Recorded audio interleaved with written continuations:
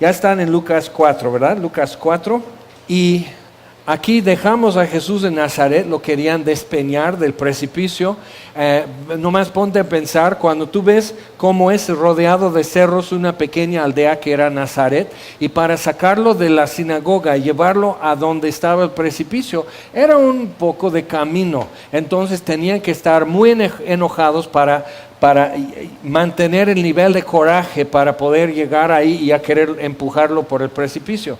Pero en eso sale en medio de ellos y se fue, no era su momento, y de por sí iba a morir crucificado, no despeñado. Pero vamos a tomar ya en versículo 31, Lucas 4:31, y va Jesús a Capernaum. Ahora, Capernaum es la ciudad que él adoptó como base de operaciones. Capernaum era un lugar muy estratégico porque venían del norte, venían del oriente y llegaban, tenían que pasar todos por Capernaum para entrar ya a Galilea o bajar a Judea o a Egipto. Entonces era muy importante por el camino, y también por eso hay un cobrador de impuestos en Capernaum, se llama Mateo. Jesús lo llama a ser su discípulo, y por eso de ahí la difusión de información. La difusión de que sucedió un milagro, la predicación del evangelio, de que alguien diga, oye, oí en la sinagoga en Capernaum una exposición de las escrituras que de repente cobró vida, lo que había leído o escuchado de este niño, pero nadie me lo había abierto, nadie me lo había explicado de esa manera. Entonces, para difusión de este Capernaum era muy estratégico, y podemos decir, bueno, entonces, ¿qué Jesús usó marketing o mercadotecnia o algo así? No, simplemente usó sentido común. Si quieres que todo el mundo escuche, te colocas donde pasa todo el mundo enfrente. Entonces lo vemos después con los apóstoles. Jesús visitaba en cada pueblo, cada población visitaba la sinagoga. ¿Por qué? Porque es ahí donde se junta gente que va a dedicar tiempo, como hoy, va a dedicar tiempo a escuchar, a pensar, a considerar lo que dicen las escrituras. Y vas a hablar primeramente con los que más les interesa. Entonces vemos que los apóstoles hacían lo mismo, que donde y cuando la gente se congrega para eso, es donde puedes abordar estos temas. Entonces lo que sucede aquí, vamos a leer en versículo 31. Descendió Jesús a Capernaum, ciudad de Galilea, y les enseñaba en los días de reposo. Y se admiraban de su doctrina, porque su palabra era con autoridad. Interesante, cuando los alguaciles van a arrestar a Jesús ya en el templo, regresan con manos vacías, y los sacerdotes dicen, ahora no les mandamos a arrestar a este hombre, y dicen, es que nunca nadie ha hablado como él. Y eso fue cachetada para el sacerdote Caifás, por ejemplo, porque entonces, o sea, tú eres un inepto y Jesús habla bien, y Jesús explica bien la palabra. Entonces eso es muy duro, y vemos el antagonismo y el encuentro, el choque de propósitos que hay aquí. Pero él está en Capernaum. Dice, se admiraban de su doctrina porque su palabra era con autoridad. ¿Por qué? Bueno, él haría la lectura en la sinagoga, guardan el pergamino, el rollo, y él se sienta en la cátedra de Moisés y todos ponen atención a una exposición. Pero simplemente Jesús empieza a explicar lo que dicen las escrituras en lugar de citar a todos los rabís. Entonces habla con autoridad, o sea, simplemente expone con la misma autoridad de las escrituras. Y a veces tenemos una aparente humildad para decir, bueno, un predicador a quien respeto mucho, un predicador a quien estimo mucho, y más que nada estamos poniendo plumas en nuestro penacho. No es realmente humildad, sino decir, yo leí, yo descargué, yo soy amigo de él. Entonces Jesús simplemente dice, no es necesario, la palabra de Dios habla sola. Nomás tenemos que abrir y dejar que haga su trabajo, que es lo que con la ayuda de Dios vamos a hacer hoy. Entonces se admiraban de su doctrina porque su palabra era con autoridad.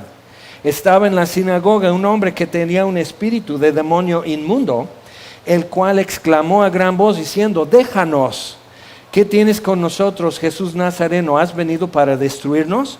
Yo te conozco quién eres, el Santo de Dios. Y Jesús le reprendió diciendo, cállate y sal de él. Entonces el demonio, derribándole en medio de ellos, salió de él y no le hizo daño alguno. Imagínate que en medio de la exposición, no sabemos que eso fue cuando Jesús está exponiendo la palabra o cuando otro está exponiendo, porque podían pasar varios, era el formato de la sinagoga. Si era en el momento de recoger la ofrenda o qué, ¿cuándo sería que nada más grita, déjanos, has venido para destruirnos, ya conozco quién eres el Hijo de Dios? Y todos así. O sea, obviamente todos se voltean a ver qué está pasando. Ahora no sabemos que si le decían Pepe Loco a este hombre o era su primera vez que visitó la sinagoga. No nos incluye esa información, nos lo deja abierto. Y cuando la Biblia lo deja abierto es muy importante también seguir dejándolo abierto. No nos dice si él nada más oyó el rumor y llegó. Si era alguien, a lo mejor era uno de los servidores en la sinagoga, el de estacionamiento, el de audio, algo así, y de repente ese día actuó muy raro, o si de por sí siempre actuaba raro. Pero el caso es que dice, aquí lo explica, dice que un hombre que tenía un espíritu de demonio inmundo, el cual exclamó a gran voz y dice esto. Entonces, ¿cómo responde Jesús? ¿Hace todo un show? No, simplemente echa fuera el demonio y sigue con lo que tenía que hacer. Veamos, dice, y Jesús reprendió diciendo, cállate y sal de él. Entonces el demonio, derribándole en medio de ellos, salió de él y no le hizo daño alguno. Y estaban todos maravillados y hablaban unos a otros diciendo, ¿qué palabra es esta que con autoridad y poder manda a los espíritus inmundos y salen? Entonces eso le sorprende a la gente, quedan admirados, quedan maravillados, es normal. Versículo 37, por estar en Capernaum cuando sucede algo así, no solo la fama de su predicación, sino de sus milagros, empieza a extenderse. Su fama se difundía por todos los lugares de los contornos.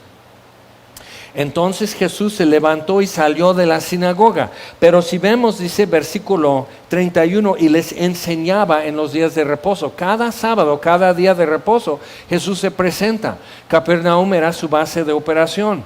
Puedes leer en San Marcos capítulo 3 que hay un hombre con una mano seca. Y Jesús está ahí y todos están viendo el hombre. Y Jesús dice, se enoja con ellos, los ve con enojo y dice, extiende tu mano. El hombre extiende tu mano y Jesús le sana la mano. Y se enojan con él y conspiran a partir de ese día para matar a Jesús. Eso es Marcos capítulo 3. Pero más adelante, uno de ellos es Jairo, que era el principal, el jefe, el que llevaba las llaves de la puerta de la sinagoga, Jairo. Entonces Jesús viene, después de sanar al endemoniado gadareno, regresa a Capernaum y Jairo andaba desesperado todo el día buscando a Jesús. Había estado conspirando contra Jesús, ahora lo está buscando. Cambió de punto de vista porque su hija estaba gravemente enferma. Y en lo que están hablando y Jesús sana a una mujer enferma, rumbo a la casa de Jairo, vienen y traen la noticia, tu hija acaba de morir, ya no le molestes a Jesús. Ya es demasiado tarde. Entonces se queda así. Jesús se voltea y dice, no temas, cree solamente. ¿Por qué Jesús está enterado de todo eso? Y eso nos abre todo un panorama porque tenemos que entender quién es Jesús. Mira, un espíritu inmundo, un demonio sabe quién es Jesús, pero no le sirve. No le ayuda en absoluto saber quién es Jesús. Pero otros aquí entienden quién es Jesús y les ayuda y les cambia toda su vida. Por ejemplo, se levantó y salió, versículo 38, de la sinagoga y entró en casa de Simón Pedro. Simón Pedro era Pedro su apellido o su apodo. La suegra de Simón tenía una gran fiebre y le rogaron por ella. Y algunos se puede asustar. Bueno, si Pedro tiene una suegra, ¿qué tienes que tener indispensablemente para adquirir una suegra? ¿Qué tienes que tener?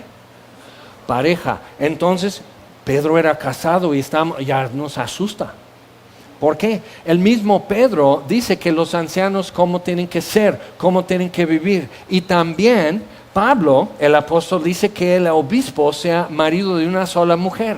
Porque si el que no sabe gobernar su propia casa, ¿cómo cuidará de la iglesia de Dios? Entonces, muy importante que estén viviendo lo que están enseñando, que tengan la oportunidad de ponerlo en práctica. Entonces, como que hemos hecho ideas extra bíblicas acerca de cómo es un líder, entonces pues a rato nadie cumple con eso. Pero lo que la Biblia nos dice, otra vez simplemente abriéndola y dejando que ella hable, nos enseña algo. Entonces la suegra de Simón tenía una gran fiebre y le rogaron por ella. E inclinándose hacia ella, reprendió a la fiebre, y la fiebre le dejó, y levantándose ella al instante le servía. Entonces es interesante, yo escuché una vez que alguien dijo, bueno, lo que pasa es que toda enfermedad es de origen diabólica. Entonces, si alguien está enfermo, tienes que reprender, mira, reprendió la fiebre. Pero alguien dijo, no, pues lo que pasa es que echó fuera los espíritus de las bacterias. Entonces mueren las bacterias, entonces quedó sanada. Y me quedé así, qué complicado, qué difícil. O sea, ¿dónde dice la Biblia que las bacterias tienen espíritus? Entonces echas fuera de las bacterias, mejor nomás aguántate el aire. Si tienes bronquitis, aguántate el aire y se asfixian las bacterias en tus pulmones y ya quedas sanado. ¿Por qué no funciona? Es que así no es. Jesús la sanó y sí habló a la fiebre. Pero alguien dijo una vez también, y me quedó extraño eso, que el diablo trajo la tormenta sobre el mar de Galilea y Jesús reprendió, no al diablo, sino la tormenta. Dice, calla, enmudece, y el viento que se calmó y el mar se calmó. Entonces Jesús reprendió el viento, mas no al diablo. Y digo, bueno, entonces, pero sí expulsa aquí en la sinagoga a un demonio. Pero otra vez es que es más fácil para nosotros juntar todo en una misma canasta. Y hacemos una paella de doctrinas que hay de todo y hay de poco y un poco de azafrán y qué rico sabe.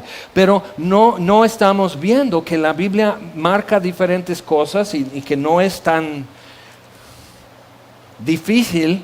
Simplemente observa lo que está haciendo Jesús, pon atención y aprendes algo. Por ejemplo, pueden hacer noches de milagros y noches de sanación, pero si hay alguien con problemas de la vista, ¿por qué no escupen en tierra y hacen lodo y le untan el lodo en los ojos? Porque si no queda sanado te va a demandar, porque ya quedó infectado su ojo porque le metiste lodo en el ojo. ¿Cómo te atreves? Pues es una agresión.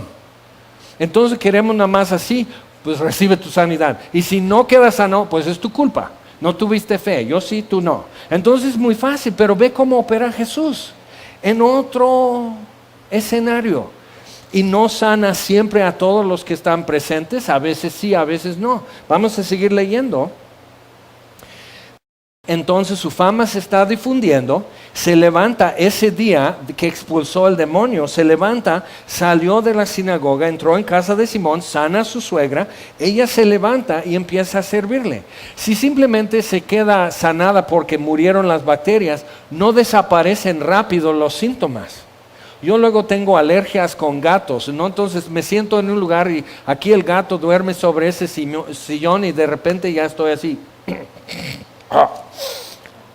Ya empiezo a sufrir y no más me aparto de eso, me lavo las manos y la cara y se le va quitando eso porque son histaminas. Entonces todo el efecto de una fiebre no se quita en un instante porque se muere la infección.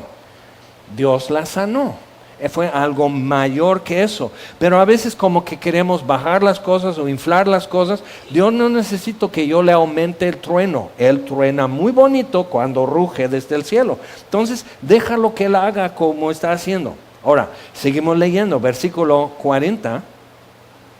Al ponerse el sol, todos los que tenían enfermos de diversas enfermedades los traían a Él, y Él poniendo las manos sobre cada uno de ellos los sanaba. Entonces ahora sí, también salían demonios de muchos, no de todos. No toda enfermedad o toda aflicción es causado por el diablo. A veces tienes que aprender a alimentarte, a taparte cuando va a ser frío.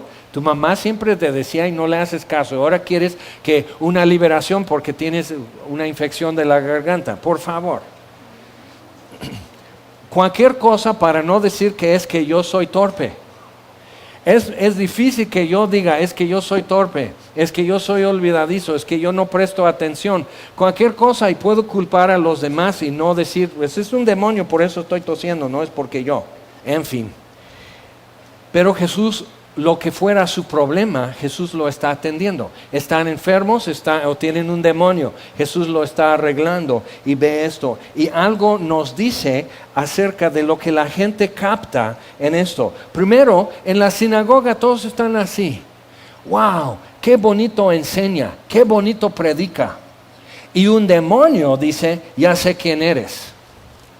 Pero la gente no está diciendo, vean, es el Hijo de Dios, es el Santo de Dios, es el Mesías. Y ellos no están emocionados. El que empieza a gritar es un demonio. Ahora, ¿qué sucede? Porque a mí, Dios no viene a mi vida como yo quería. Y mucho del gran pleito y con los galileos, ellos querían un libertador. Ellos querían un Mesías político y no viene así. Y en Judea no querían ni un Mesías político, querían nada más alguien que viniera a decir gracias Caifás, gracias Anás, gracias todos, y que él ocupe el asiento vacío, nada más, que no mueva, que no cambie nada. Y en Galilea querían revolución, pero ni trajo revolución ni aprobó la situación actual. Viene haciendo todo diferente, volteando mesas, soltando palomas en la plaza del templo. ¿Qué te autorizó esto? Y todo el tiempo Jesús llega a tu vida como ola, y llega como tsunami, y voltea las cosas que Él quiere voltear, y reafirma las cosas que Él quiere reafirmar. Y como que dices, momento, es que este es mi sillón favorito. Dice, apesta, pero es mi favorito, no lo quiero. Pues yo sí. Y empiezas con tus jalones con el Señor y negociando que quién es Señor, que quién puede decir que si yo te compré con mi sangre, pero quiero mi sillón favorito, Señor. Y entonces ahí estamos peleando estos puntos y tardamos años negociando cada renglón del contrato, sin ver que no es un contrato, es redención. Es rescate, es diferente. Entonces imagínate, Él no viene a decir, mira, yo te voy a rescatar el 90% de tu ser, de tu vida. Y tú ya ves lo que haces con el 10% que falta, si lo quieres rescatar o no. Dios dice, no, yo rescato todo, pero sabes que lo que es servible para mí es lo que voy a rescatar. Y de repente tu sillón favorito, viejo y apestoso, pero lo quieres mucho, lo tira. Ok, entonces tenemos que ver, eso les pasa a los grandes, Caifás y Anás y todos ellos, y pasa a los chicos. Pedro igual empieza a amonestar a Jesús y corregirle. Pero veamos otra vez, versículo 40. ¿Qué es lo que vemos que la gente está captando? Dice, al ponerse el sol, todos los que tenían enfermos de diversas enfermedades los traían a él, y él poniendo las manos sobre cada uno de ellos los sanaba. También salían demonios de muchos dando voces y diciendo, tú eres el Hijo de Dios. Pero él los reprendía y no les dejaba hablar porque sabían que él era el Cristo. Ahora diríamos, bueno, es propaganda, es publicidad gratuita. A veces la gente famosa crea una sensación con publicidad negativa, que los arrestan, que la acusan de esto, y ya aparece otra vez su nombre está en todos los periódicos, estás así en la caja del súper y ahí aparecen fotos y su nombre en letras así. Es publicidad negativa, pero es publicidad gratuita. No tienes que pagar a los periódicos para que recuerden a la gente que tú existes. Jesús no hace uso de esa publicidad negativa, porque los demonios son mentirosos. Él no quiere su ayuda. Entonces yo tengo que ver, bueno, ¿dónde entro yo en eso? Dios habla a mi entendimiento y Él discute con mi entendimiento. El hecho de que alguien está retorciéndose, echando espumarajo, haciendo visiones aquí, y sacamos un demonio, no quiere decir nada, porque sucede en la India también, sucede en África. Con vudú sacan demonios. Y por eso le acusan a Jesús. Con Beelzebú, el príncipe de los demonios, saca a los demonios. Y Jesús entonces ahora sí se enoja. Dice, aguas. Porque estás blasfemando el Espíritu Santo. Y es todo lo que dice. Y no da una doctrina, y no da una enseñanza, y no da talleres cómo expulsar demonios. Nosotros hacemos talleres de expulsión de demonios, pero Jesús no lo hacía. ¿Por qué? Porque no vino a pelear con demonios, vino a buscar y salvar lo que se había perdido. Lo vamos a ver más adelante en Lucas 19, capítulo 19, versículo 10. Ahora, Entonces, ¿qué es lo que la gente ve? Dicen, Jesús me sanó la rodilla. Ya no podía caminar bien porque mi rodilla desde que me accidenté. Y dicen, yo voy a traer a fulano y a fulana y voy a traer aquí, pues si sanó la suegra de Pedro, a ver si sana mi suegra también. Y empiezan a pensar y decir, a lo mejor Jesús tiene lo que todos necesitan.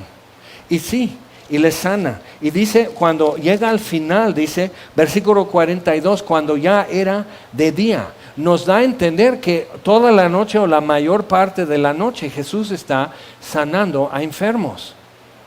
Ahora, ¿cómo es que un tipo, al parecer, está cada día de reposo, cada sábado, está en la sinagoga, quizás haciendo cosas raras, quizás no, pero está cada 8 días en la sinagoga y hasta que llega Jesús empieza a hacer cosas y Jesús saca fuera al demonio?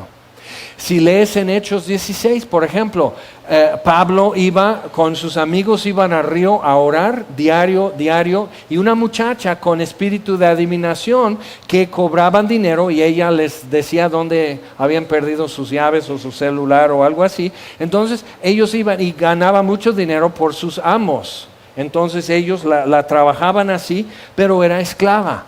Literal, la compraron. Eran dueños de ella y eran socios y ella valía dinero. Entonces era esclava de hombres y era esclava de un espíritu que decía esas cosas. Y dices, oye, qué raro, qué bueno que esas cosas ya no suceden. Ah, que sí.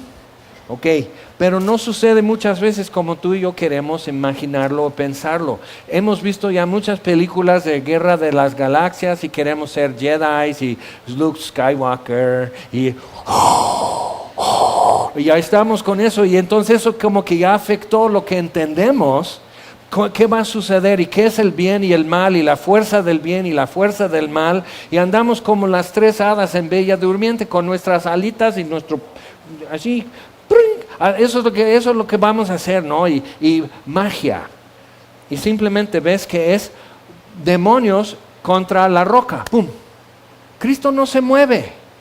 Él no se altera. Él no tiene que gritar. Jesús con su sangre compró toda mi atención. Toda mi fascinación debe estar con Él. Porque a Él le voy a estar mirando por toda la eternidad. Y como que sí merece. Ahora, entonces vamos a seguir. Cuando ya era de día, salió y se fue a un lugar desierto, versículo 42, y la gente le buscaba y llegando a donde estaba le detenían para que no se fuera de ellos. Entonces le agarran como pomada de la tía o alguna marca que si te duele el codo lo untas aquí, aquí y eso aquí, dices... A ver, lo voy a untar donde quiera, a ver qué hace. Entonces, como que así traen a Jesús. Y como cristianos podemos llegar a tener esa idea también de que como si Jesús fuera un botecito de pomada para dolencias y esto, y lo aplicamos. Y mientras lo tenemos aquí guardadito, con su tapa en el frasco, aquí donde... Cuando haga falta, lo saco, lo destapo, me unto algo de Jesús en esa parte de mi vida donde hace falta. Y otra vez lo guardamos. Y eso no es cierto, simplemente no es así. Y ve lo que Jesús dice, es necesario que también a otras ciudades anuncie el evangelio del reino de Dios, porque para esto he sido enviado. Está anunciando el evangelio del reino de Dios. ¿Y qué es eso? El tiempo se ha cumplido, arrepiéntanse, crean el evangelio. El evangelio Jesús lo está presentando en vivo. Entonces, y predicaba en las sinagogas de Galilea. Ahora, por un lado está bien, la gente se da cuenta y empieza a traer a sus enfermos a Jesús. Dice, bueno, si sanó uno, pues quizás sane a 10.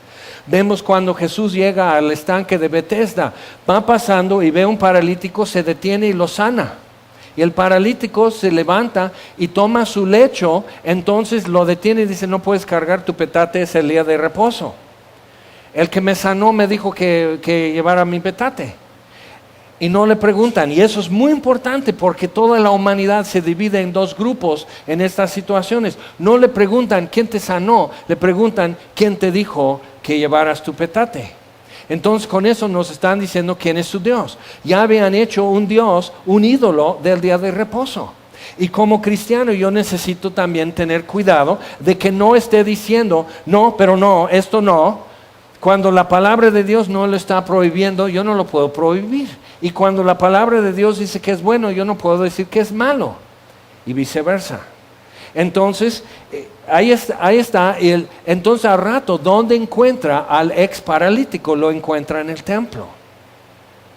Cuando Pedro y Juan van subiendo al templo a orar, ven a un limosnero que Jesús seguramente pasó frente a él cuántas veces. Ven a un cojo de nacimiento pidiendo limosna. Y Pedro dice, mírame. Entonces él dice, órale, eso va a ser bueno. Y dice, no tengo ni oro ni plata, pero lo que tengo te doy. En el nombre de Jesús de Nazaret, levántate. Y le toma de la mano. Eso es difícil. Le toma de la mano y lo levantas y se cae. Bueno, hay pecado en tu vida, no tienes fe, ahí nos vemos, yo voy a subir a orar. Yo sí soy espiritual, tú eres el chafa. Lo hacemos todo el tiempo. Qué arriesgado fue eso, nada más tomarle de la mano. Dios está haciendo algo en el cojo, pero también está haciendo algo en Pedro. Nunca lo había hecho. ¿Qué tal si empiezas a hacer cosas que nunca habías intentado? ¿Cómo se vería? ¿Cómo sería? ¿Cómo se canta eso? ¿Cómo es la melodía? Entonces le toma de la mano y va saltando y andando y alabando a Dios. ¿Dónde? En el templo. Y ambos, cuando esto sucede en su vida, ellos van a donde habían querido estar. La suegra de Pedro, cuando Jesús la sana, se levanta y le sirve. El ciego Bartimeo detiene a Jesús entre toda la bulla y toda la gente, gritando, Jesús, hijo de David, ten misericordia de mí.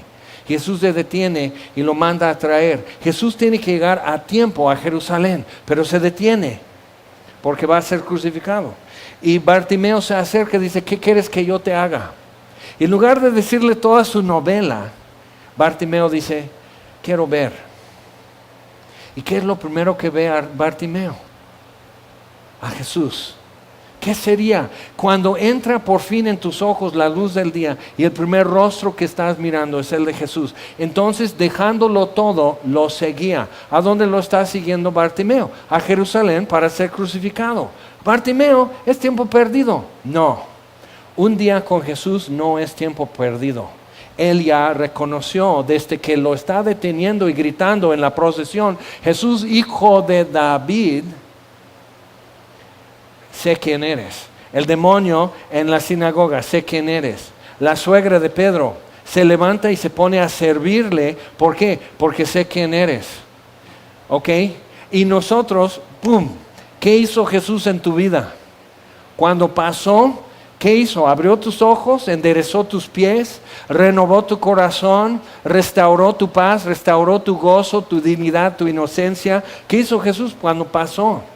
¿Sabes quién es? Pues los demonios saben y no les sirve de nada. Pero cuando entiendo y conozco quién es, tenemos que ver, el diablo realmente no conoce a Dios, un demonio no conoce a Dios. Y por eso dice a los corintios que si no, no habrían crucificado al Rey de Gloria. No entiende las propuestas de Dios, cuál es su plan, aunque está claramente escrito en la palabra de Dios, no lo entiende. ¿Quién salvaría a unos monos que tienen caspa, que su panza hace ruido cuando están digiriendo su comida, que cuando necesitan comer también chillan sus tripas? Gente que si no camina bien se lastima el pie, gente que si agarra algo caliente se quema. Y los ángeles están viendo a Dios que es fuego consumidor y dicen, ¿por qué vas a salvar a estos simios que parecen monos? Y si no sabes, si hay cierta relación, porque te paras en la mañana o suena el teléfono, estás viendo tele y te levantas así como simio, casi arrastrando los nudillos, y poco a poco cada paso va la evolución revelándose, ya estás derecho. ¿Por qué viene a salvar a gente así? Que necesita comer, que necesita aire para vivir, que no podría vivir en el espacio, que no soporta ver a Dios con sus ojos, no soportaríamos ver a Dios en su gloria. Caemos muertos. ¿Y por qué Dios va a salvar a gente tan débil, tan frágil, tan sujeto a cambios y a cualquier anomalía en el universo nos da? Que tienen problemas genéticos, problemas sociales, problemas emocionales, tenemos todo. ¿Por qué nos va a redimir? Porque así es Dios. Y el diablo no entiende eso. Entonces yo sé quién eres. Eres el Hijo del Santo, eres el Hijo del Altísimo, eres el Hijo de Dios. Pero no conozco tu forma de ser. Entonces nosotros podemos decir, el pecador que ha sido redimido, que entiende que Jesús fue a la cruz y murió por mí, y al tercer día resucitó, el pecador puede decir, yo lo conozco. No lo conozco totalmente. Pero si has vivido con alguien 40 años, no le conoces totalmente. Y este es otro ser humano. Todavía te puede sorprender. Pero lo que conocemos, lo conocemos en verdad. Si Dios dice, te he perdonado, y dices, sí, tengo paz. Se fue mi culpabilidad, se fue ese miedo de juicio, el miedo de castigo. Sé que he sido perdonado, te conozco. Quiero lo que tú quieres.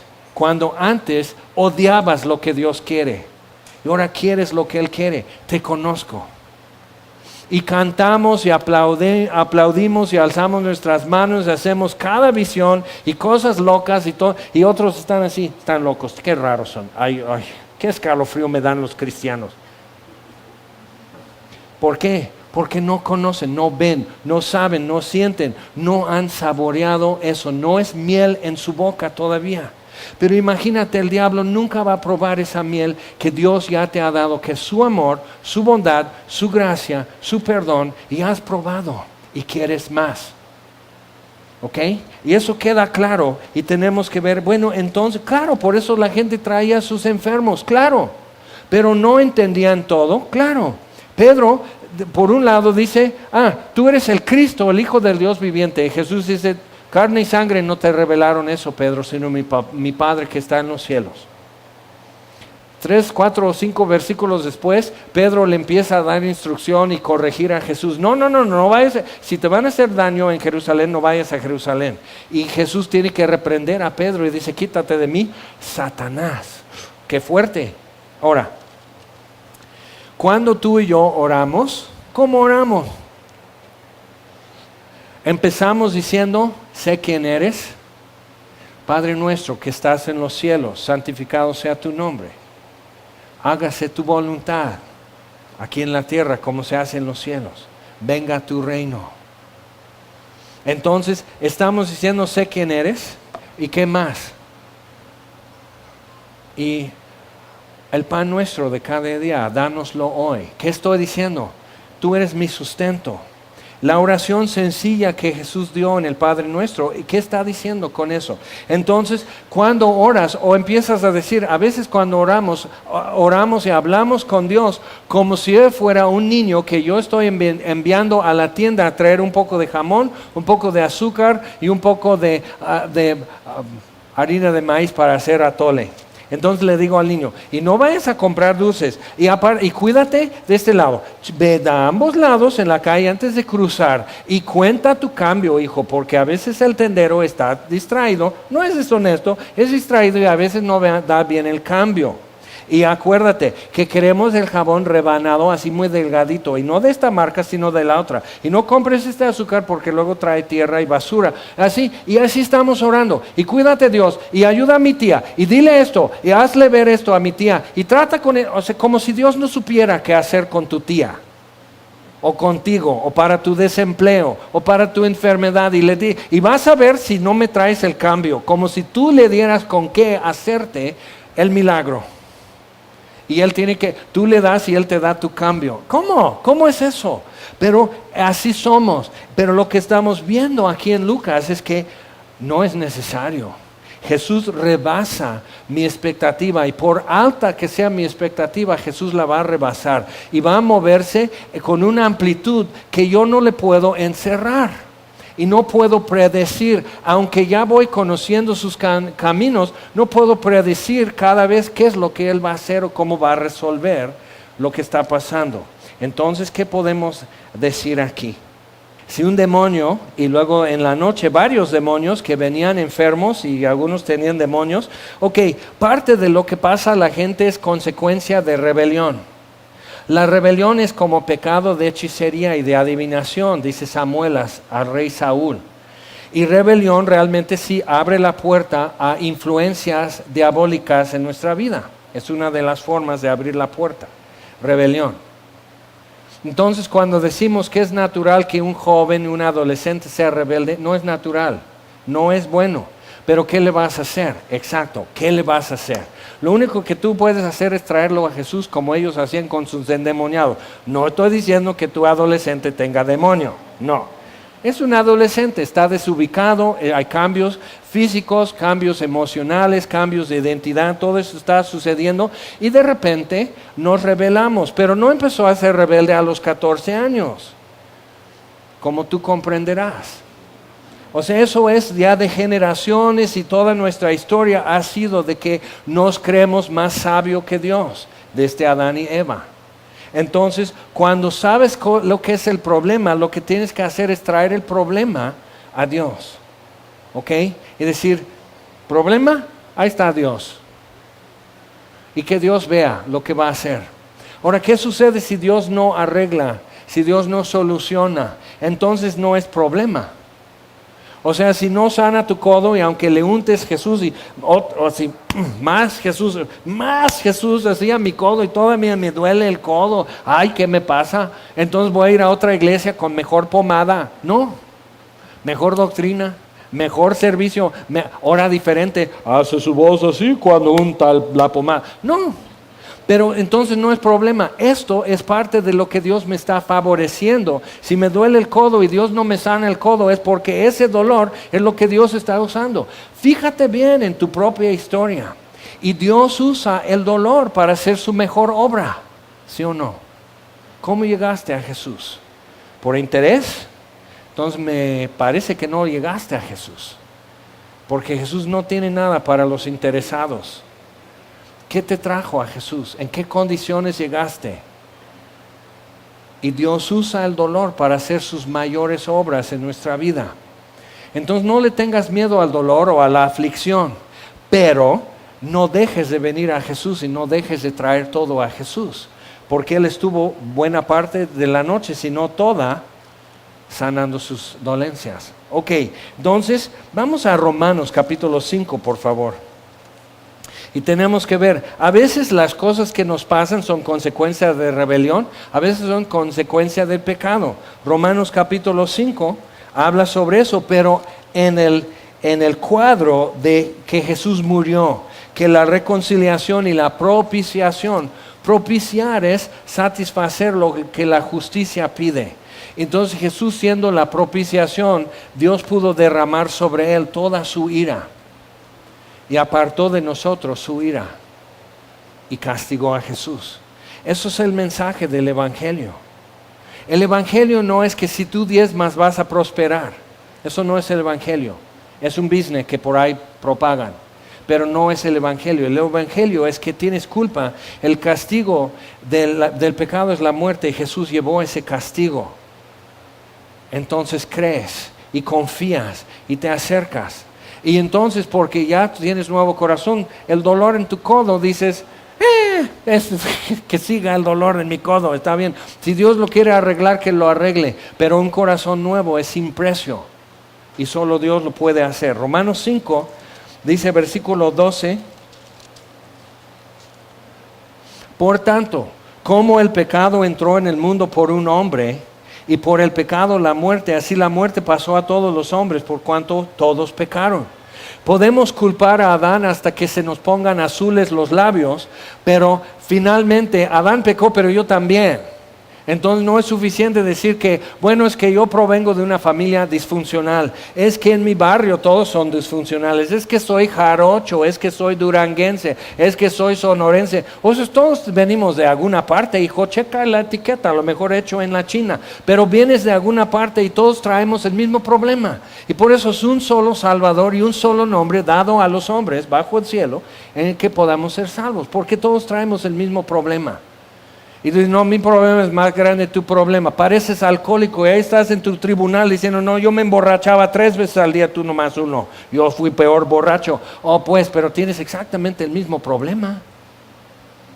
Entonces es la misma solución.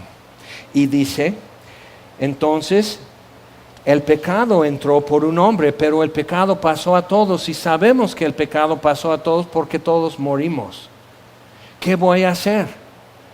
Vete en el espejo y puedes seguir inyectándote Botox, pero esas arrugas son reales y te están diciendo algo, te están recordando algo, que eres mortal, que el pecado entonces es real y tiene un efecto. Pero entonces, ¿qué pasó? Versículo 17, Romanos 5, 17. Pues si por la transgresión de uno solo reinó la muerte, mucho más reinarán en vida por uno solo, Jesucristo, los que reciben la abundancia de la gracia y del don de la justicia. ¿Te das cuenta?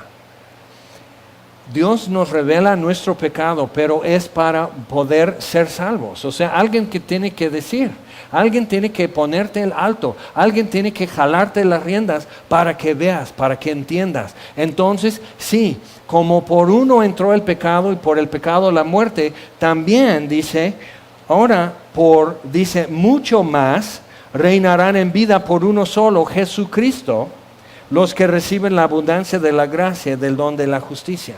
Si conoces a Jesús, conoces a Dios. Por eso Jesús dice, si me has visto a mí, has visto al Padre. Si conozco su perdón, es porque conozco a Jesús. Es porque Él se presenta como mi propiciación, como mi reconciliación, como mi paz. No me puntea hacia Dios, se presenta a mí como Dios. Entonces tengo que rifar esto así en sus términos. Bien, ahora vamos por favor a Hebreos. Después de Romanos, más todavía. Hebreos, casi al último de tu Nuevo Testamento, Hebreos capítulo 2, y vamos a ver esto. ¿Por qué la encarnación? Ya se acerca Navidad y cada vez, pues Dios vino al mundo, el niño Dios, y brincan y saltan los peces, y o beben y beben, ¿verdad? Bueno, y cada año recordamos eso, pero ¿por qué la encarnación? ¿Por qué se hace hombre Dios para salvarnos? Porque, ¿quién se echa en el fuego para sacar a alguien que se está quemando en el fuego? Mejor metes tenazas, ¿no? Pero Dios se mete. No, es porque finalmente cuando nos salva, ¿a quién salvó? ¿Tú qué traes a la mesa? ¿Tú qué aportas a la familia? Ya que Dios te coloca como parte de su familia, ¿tú qué traes? ¿Tu cédula profesional? ¿Tus talentos? ¿Tu habilidad? Todo está contaminado porque usaste tu habilidad y tu talento para que Jesús fuera crucificado. Fue crucificado por ti. Entonces solo manchamos a Dios, solo le echamos a perder, solo le lastimamos y no aportamos nada a Dios. Entonces no es por lo atractivo que vea en nosotros que nos salva. Hebreos capítulo 2, versículo 9. Pero vemos a aquel que fue hecho un poco menor que los ángeles, a Jesús, coronado de gloria y de honra a causa del padecimiento de la muerte, para que por la gracia de Dios gustase la muerte por todos. Por la gracia de Dios, por su favor inmerecido, Él gustó la muerte por todos. Versículo 10, porque convenía a aquel por cuya causa son todas las cosas, hablando a Dios como creador. Dice, aquel que por cuya causa son todas las cosas y por quien todas las cosas subsisten, que habiendo de llevar muchos hijos a la gloria, perfeccionase por aflicciones el autor de la salvación de ellos. Le convenía. Si Dios quiere darse a conocer, le conviene darse a conocer de la forma más espléndida, más completa, más contundente, más inolvidable. Por eso la encarnación, para poder ser crucificado y morir físicamente, sentir dolor físico, dolor emocional, angustia. Y cuando está en Getsemaní dice, mi alma está angustiada hasta la muerte, quédense conmigo. Y se duermen. Y tú y yo necesitamos ver al autor de la salvación de nosotros, por quien subsisten todas las cosas. Necesitamos verle sudando gotas de sangre, agonizando en oración antes de ser crucificado. Necesitamos verlo angustiado. Necesitamos saber que Jesús tiene dolor en su alma, no nada más en sus manos y pies cuando le crucifican. Tenías que saberlo, porque si no, ¿qué pasa? Jesús sana a un enfermo en Capernaum. Y dices, tengo que ir a Capernaum. Jesús sana a un enfermo en Jerusalén. Dices, tengo que ir a Jerusalén. Jesús manda a un ciego al estanque de Siloé. Tengo que ir a lavar mis ojos en el estanque de Siloé. Jesús es crucificado y me quedo así. Y digo, tengo que ir a la cruz. Tengo que pasar por ahí. Y eso quitó la carga y quitó la espada de mi mano y quitó el grito de mi boca y abrió mi puño para volverme limosnero y recibir de pura gracia el perdón. Eso cambió todo. Ok, seguimos leyendo. Vamos más adelante en Hebreos, capítulo 2, versículo 14. Todo este capítulo es muy importante en Hebreos, pero vamos a saltear nada más. Versículo 14 dice, así que por cuanto los hijos participaron de carne y sangre, Él también participó de lo mismo. Jesús nació y tuvieron que cortar su ombligo. Y María tiene que sostener su cabeza, porque es un bebé recién nacido.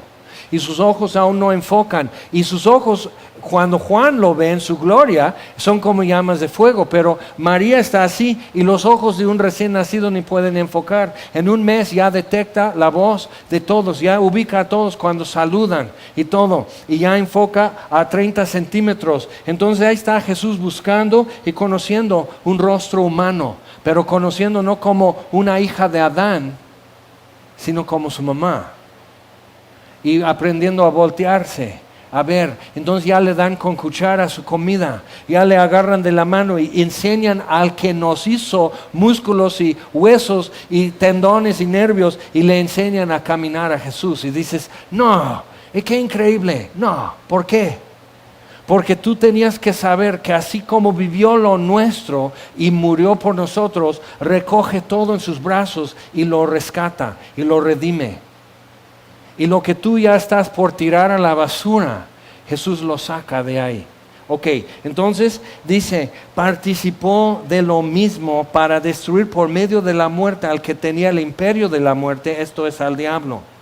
Por eso gritan cuando lo ven. ¿Has venido a destruirnos? ¿Has venido a atormentarnos antes del tiempo? Saben que hay un juicio final. El hombre no lo sabe. El hombre discute para quitar que haya un juicio final.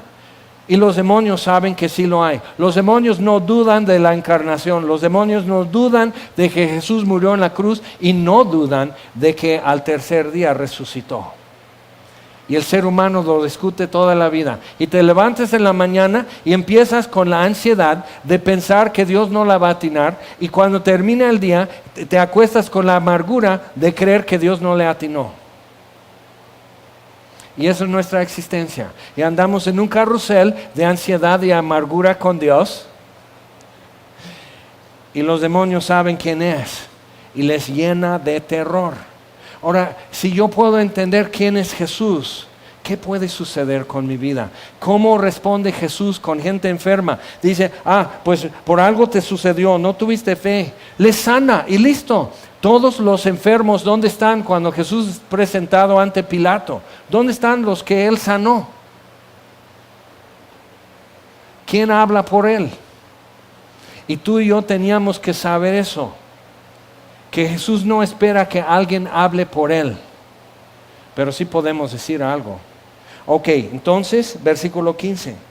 Y librar a todos los que por el temor de la muerte estaban durante toda la vida sujetos a servidumbre. Pero si Jesús murió y al tercer día resucitó, entonces yo no estoy sujeto a la servidumbre de miedo, ansiedad que Dios no le va a atinar, o amargura de que esto y esto pasó porque Dios no le atinó. Y que eso es lo que traemos, así nuestra lista, toda nuestra vida. No la va a atinar, Dios no va a cuidar eso. Yo le tengo que recordar diariamente a Dios que cuide esto, porque si no se le olvida. Y tú le recuerdas a Dios, qué buen secretario tiene Dios cuando te encontró a ti, porque tú le recuerdas todo. Y le ajustas y protocolos y etiqueta y todo. Dios, acuérdate y haz esto y haz el otro. No. Entonces ya libre de tener que no dormir, porque si Dios dormita, entonces ¿quién le va a despertar para que cuide todo el mundo? Y también libre de la amargura y el rencor contra Dios de que no le atinó. Esto que pasó porque Dios no le atinó, por eso yo le voy a recordar. Ya dale un descanso a Dios, no se le olvida, no se le va ni una. Y si esto y esto pasó, te revela algo, que tú dependes enteramente de Él. Y por eso nuestra ansiedad y por eso nuestra amargura nos choca saber que dependemos de Él. Nos irrita. Cuando lo que debe ser es libertad para nosotros y descanso. Ok, seguimos. ¿Están bien? Vamos a Hebreos 3, versículo 14. Porque somos hechos participantes de Cristo. Entonces no es nada más traer a tu enfermo, qué bueno que trajeron sus enfermos. No es nada más ver que Jesús expulsa un demonio, qué bueno que los expulsó. No es nada más oír un demonio usando la boca de un ser humano para decir, ya sé quién eres, oh, qué miedo, oh, qué susto me llevé. ¿Y mañana qué? Cuando los demonios rodean tu casa, ¿de qué sirve que anoche viste a Jesús expulsar un demonio? Tú no tienes con qué enfrentar esto. Cuando ya te sanó este codo y el otro codo empieza, y ahí está con tu miedo otra vez, no le va a atinar. Si uno le digo, Señor, mete tu mano entre los tendones y el tejido y quita la inflamación y manda vitamina D junto al hueso y el calcio, y Dios está... O sea, te quitas tantito para que yo haga. Entonces, ¿cuándo voy a entender lo que los demonios desde un principio entendieron? Que Él es Señor, que Él es todopoderoso, que Él es infinito, que Él no necesita consejeros, que Él no necesita instructor. ¿Cuándo voy a entender que los demonios ya entendieron? Entonces dice, versículo 14, somos hechos participantes de Cristo, con tal que retengamos firme hasta el fin nuestra confianza del principio. Entre tanto que se dice, si oyereis hoy su voz, no endurezcáis vuestros corazones como en la provocación. ¿Quiénes fueron los que habiendo oído le provocaron? ¿No fueron todos los que salieron de Egipto por mano de Moisés? ¿Y con quienes estuvo él disgustado 40 años? Vieron sus milagros y comieron maná. Y sabiendo lo que sabían, no les sirvió. Entonces, ¿cómo puedo hacer para que, sabiendo lo que yo sé, sí me sirva de provecho? ¿No fueron con los que pecaron, cuyos cuerpos cayeron en el desierto? ¿Y a quienes juró que no entrarían en su reposo, sino aquellos que desobedecieron? Y vemos que no pudieron entrar a causa de la incredulidad. Es ahí. O voy a creer o no voy a creer. Ya tienes las respuestas correctas. Si yo les pusiera papelitos en las manos y les voy poniendo aquí en la pantalla las preguntas, tú contestas bien, y es más porque te asomas con tu vecino qué es lo que está poniendo. Y ya contestas bien. Si tú sabes que Jesús resucitó de los muertos, ¿te sirve de provecho el saberlo? Que Él venció la muerte. ¿Te sirve de provecho que Dios recibió su sacrificio como propiciación para satisfacer su justicia y así perdonarte? ¿Te hace provecho el saberlo? Es muy importante darnos cuenta de estas cosas. Si sabes quién es Jesús, ¿dónde estás? ¿Dónde estás? ¿Estás a sus pies? Jairo, que estaba conspirando, lo puedes leer en Marcos capítulo 3, Jesús sana al hombre con una mano seca en la sinagoga y salen para ponerse de acuerdo de cómo matar a Jesús. Y Jairo era el principal en la sinagoga en Capernaum y quería destruir a Jesús, pero el día que ya lo que más amaba ya estaba colgado de un hilo y solo Jesús puede cachar a esta niña que está saliendo de esta vida. Entonces anda desesperado. En un rato de horas cambió toda su perspectiva acerca de Jesús. Lo que él sabía de Jesús es que Él sana a enfermos en el día de reposo y no está permitido que muera.